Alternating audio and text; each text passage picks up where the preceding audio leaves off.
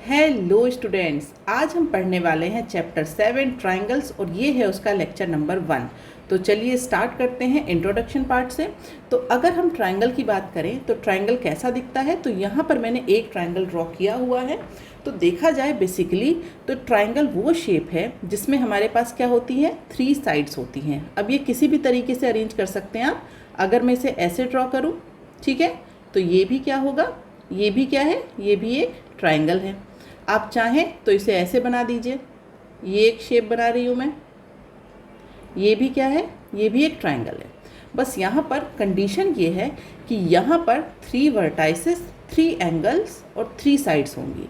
तो वर्टाइसेस की बात करें तो ये जो ए, बी एंड सी, ये क्या हो जाएंगी, ट्राइंगल की वर्टाइसेस कहलाती हैं। उसके बाद साइड्स की बात करें तो साइड्स क्या हो जाएगी, ये ए बी, ये बी सी और ये ए सी, ये इसकी साइड्स हैं। 3 एंगल्स होंगे, कौन कौन से, angle A, angle B and angle C. तो इस तरीके से जो भी हम ट्राइंगल बनाते हैं तो उसमें बस हमारे पास जो भी वैल्यूज़ है, साइड्स हैं, एंगल हैं, वर्टाइसेस हैं, वो कितनी है, 3 होती हैं। क्लियर है। तो अब हम आ जाते हैं सेकेंड टॉपिक, जो कि क्या है, कॉन्ग्रुएंस ऑफ ट्राइंगल्स। कॉन्ग्रुएंस का मतलब क्या है यहाँ पर, तो कॉन्ग्रुएंट का मतलब होता है इक्वल इन ऑल रिस्पेक्ट, मतलब हर तरफ से वो एक दूसरे के क्या हैं, इक्वल हैं। किसी भी रिस्पेक्ट में आप उन्हें देखिए। तो अगर हम ट्राइंगल की बात करेंगे तो किस रिस्पेक्ट में देखेंगे आप, उनकी साइड्स देखेंगे, एंगल्स देखेंगे, ठीक है। और या फिर आप ये कहिए कि कोई फिगर है जिनके शेप्स एक जैसे हैं और साइज़ एक जैसे हैं, तो वो क्या हो जाएंगे, दोनों सेम। तो जैसे अगर मैं यहाँ पर ये ले लूँ, मैंने ले लिया, एक तो ले लिया मैंने सर्कल और एक ले लिया मैंने ट्राइंगल, तो क्या ये कभी भी एक दूसरे के कॉन्ग्रुएंस होंगे, नहीं होंगे। क्यों, क्योंकि इनकी तो शेप्स ही अलग है, एक सर्कल है एक ट्राइंगल है, तो ये आपस में कभी भी कॉन्ग्रुएंट नहीं होंगे। क्लियर है। लेकिन अब मैंने यहाँ पर एक ट्राइंगल ये ले लिया, ठीक है, उसके बाद साइड में एक दूसरा ट्राइंगल मैंने बनाया। अब क्या ये एक दूसरे के कॉन्ग्रुएंस हो सकते हैं, हो भी सकते हैं, नहीं भी हो सकते हैं, वो हमें चेक करना होगा। लेकिन अगर मैं बात करूँ सर्कल ट्राइंगल के साथ, कभी नहीं होगा। क्यों, क्योंकि शेप ही सेम नहीं है।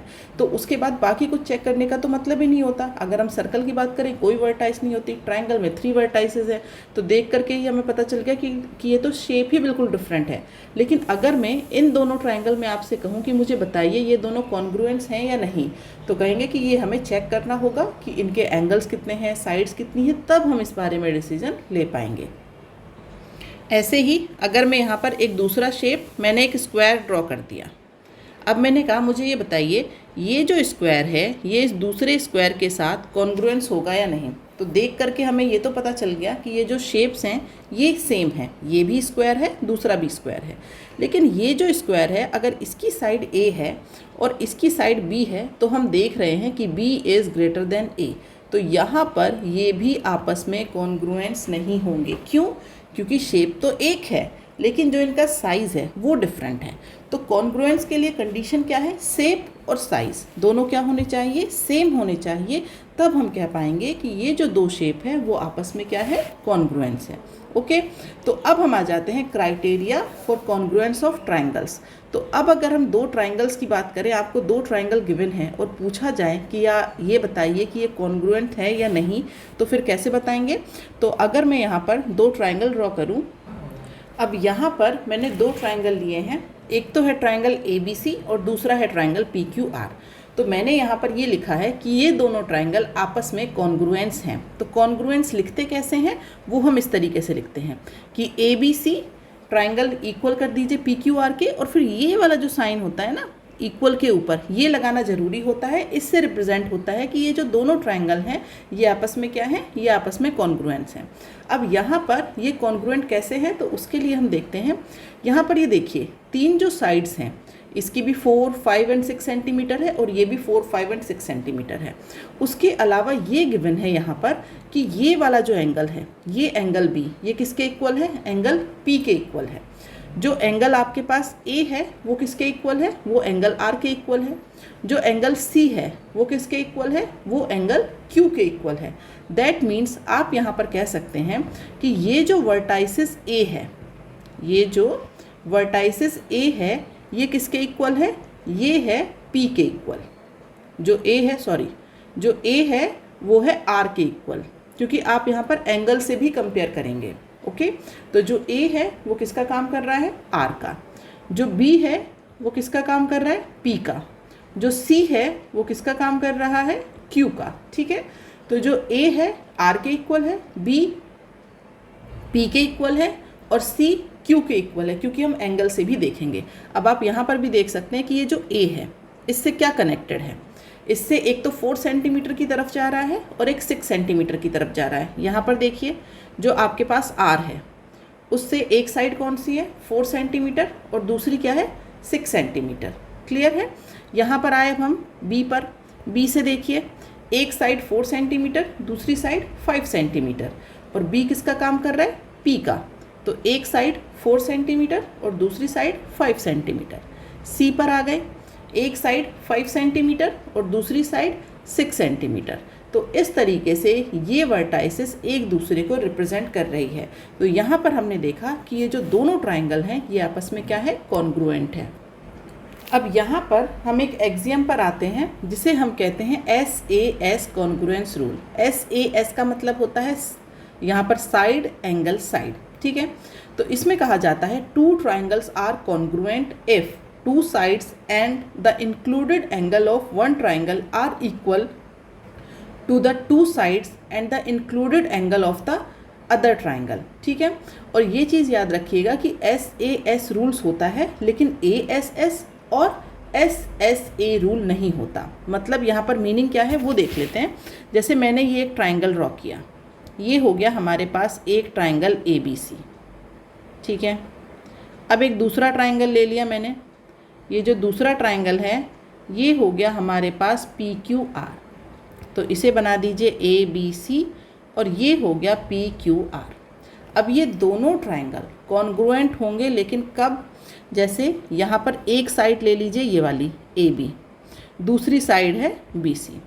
यहाँ पर एक साइड है ये वाली तो होगी PR और ये हो जाएगा PQ।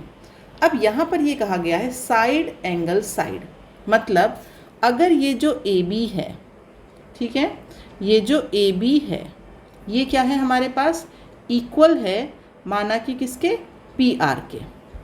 उसके बाद अगर ये BC है ये इक्वल है किसके, PQ के। दोनों में क्या कॉमन है, यहाँ पर देखा जाए तो ये B कॉमन है, AB BC। यहाँ पर क्या है, PQ PR। यहाँ पर क्या है, ये P कॉमन है। दोनों के बीच में क्या एंगल कॉमन आ रहा है, यहाँ पर मतलब दो साइड हैं और उन दोनों साइड के बीच में एक एंगल है। यहाँ पर फर्स्ट वाले में देखा जाए तो वो B है, सेकंड वाले में देखा जाए तो वो P है। तो ये हो जाता है side angle side congruence rule. लेकिन अब एंगल साइड साइड रूल नहीं होगा। इसका मतलब क्या हुआ, अगर मैं यहाँ पर एक ट्राइंगल ले लूँ इस तरीके से, अब यहाँ पर मैंने फिर से दो ट्राइंगल ले लिए। अब मैंने ये कहा कि जो फर्स्ट वाला ट्राइंगल है वो है ABC और सेकंड वाला है PQR। अब रूल क्या कहता है, साइड एंगल साइड तो ठीक है, दूसरी पॉसिबिलिटी क्या है, एंगल साइड साइड। मतलब ये एंगल, पहले तो मैंने एंगल लिया, अब ये वाली एक साइड ले ली AB और दूसरी साइड ले ली मैंने यहाँ पर AC। एंगल कौन सा लिया है, B, लेकिन साइड कौन सी ली है, AB एंड AC। मतलब जो यहाँ पर कॉमन वाला पॉइंट था, दोनों साइड्स के बीच कॉमन क्या था, कॉमन ये था, ये मैंने नहीं लिया। मैंने दूसरा पहले एक एंगल लिया, फिर ली है कोई भी दो साइड और उसमें वो कॉमन नहीं है वो वाला पॉइंट।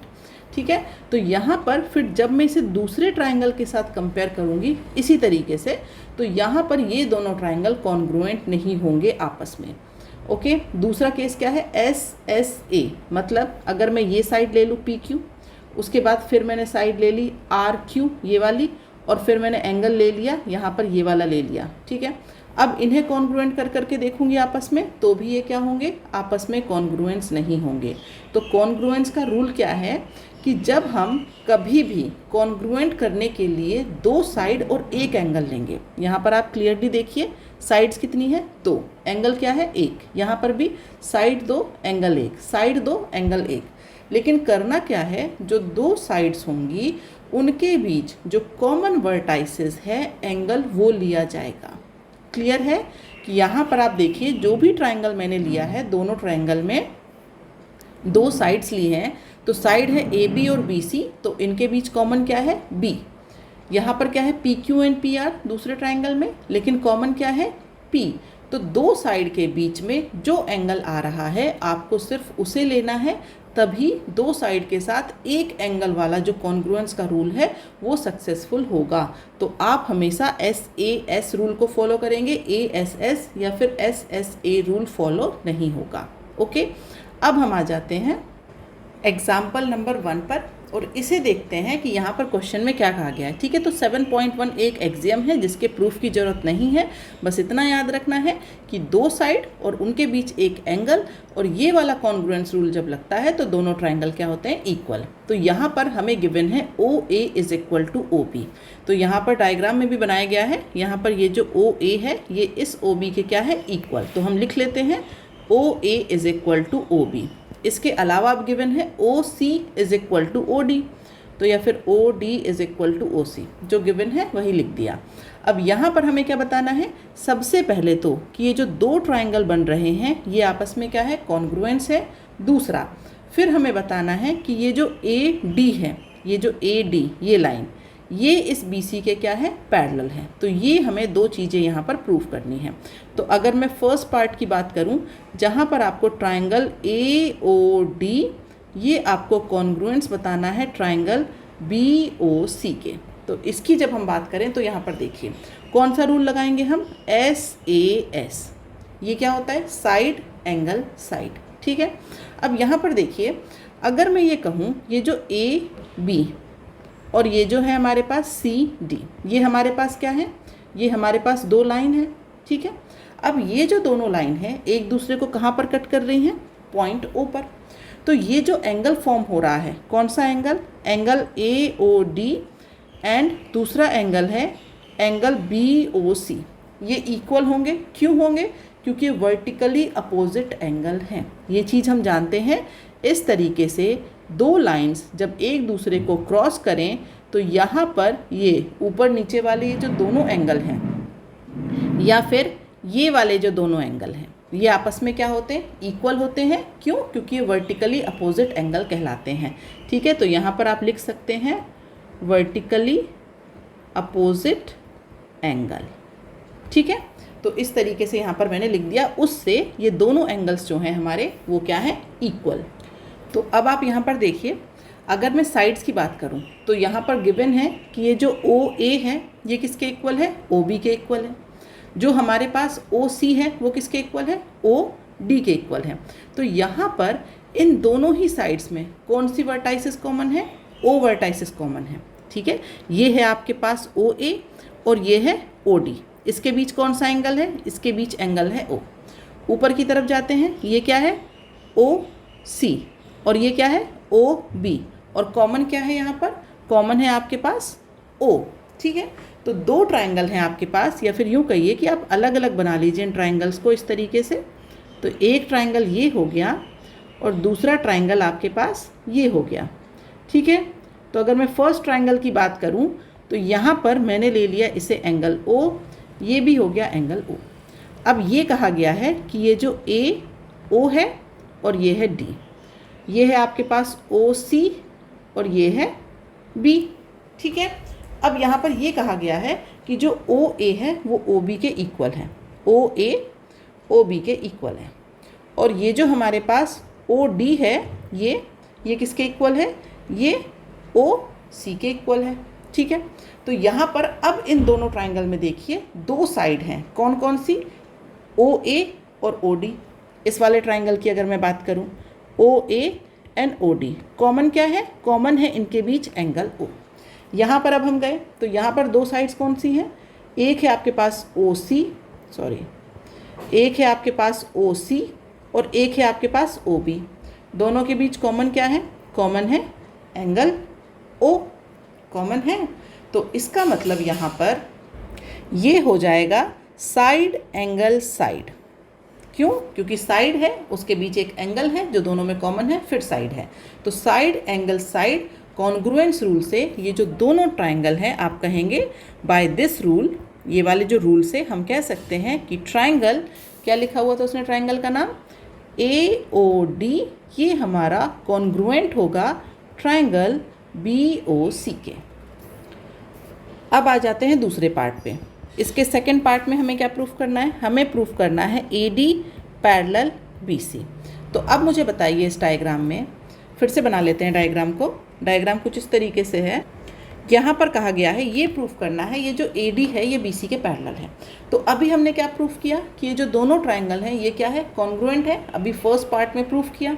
तो इसका मतलब जब ये कॉन्ग्रुएंट हैं तो ये जो O है ये किसका काम, ये दोनों यहाँ पर सेम थे। लेकिन अब ये जो एंगल B है ये किसके इक्वल है, ये है इस एंगल A के इक्वल। जो हमारे पास एंगल C है वो किसके इक्वल है, वो है इस एंगल D के इक्वल। क्लियर है। अभी हमने प्रूफ किया ना कि जो AOD है वो BOC के कॉन्ग्रुएंट है। तो इसका मतलब जो A है वो किसका काम कर रहा है, वो वहाँ पर B का काम कर रहा है। जो हमारे पास C है वो किसका काम कर रहा है, D का काम कर रहा है। तो अब आप यहाँ पर लिख सकते हैं जो एंगल A है वो किसके इक्वल होगा, एंगल B के, या फिर जो एंगल C है वो किसके इक्वल होगा, एंगल D के। अब मुझे बताइए अगर मैं एंगल A को और एंगल B को इक्वल कर दूँ तो ये कब पॉसिबल है। ये हमारे क्या है, अल्टरनेट इक्वल एंगल हो गए हैं, angle A and angle B।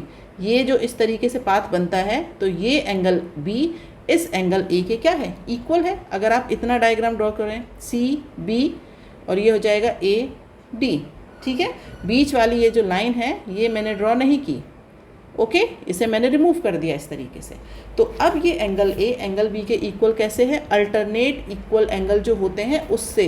तो इसका मतलब अब आप लिख सकते हैं यहाँ पर, इसका मतलब अब हम यहाँ पर लिख सकते हैं कि जो हमारा कंडीशन क्या पूछी थी, AD पैरेलल BC। क्यों, क्योंकि यहाँ पर अल्टरनेट एंगल से जब A एंगल B के इक्वल है, और ये कब पॉसिबल है, ये सिर्फ तब पॉसिबल है जब ये दोनों क्या होंगे, पैरेलल होंगे। तो आज के लिए इतना ही, मिलते हैं नेक्स्ट क्लास में। वहाँ पर मैं आपको जो दूसरे एग्जाम्स हैं वो बताऊंगी और कुछ और एग्जाम्पल्स देखेंगे, तो फिर ये टॉपिक आपको बिल्कुल क्लियर हो जाएगा, ठीक है। और अगर लेक्चर में कोई भी डाउट है तो आप मुझे कमेंट बॉक्स में लिख करके बता सकते हैं। नेक्स्ट क्लास में आपके डाउट को ज़रूर से सॉल्व किया जाएगा। वीडियो पसंद आया हो तो इसे लाइक करिए और अपने दोस्तों के साथ शेयर करिए। तो आज के लिए बाय बाय स्टूडेंट्स।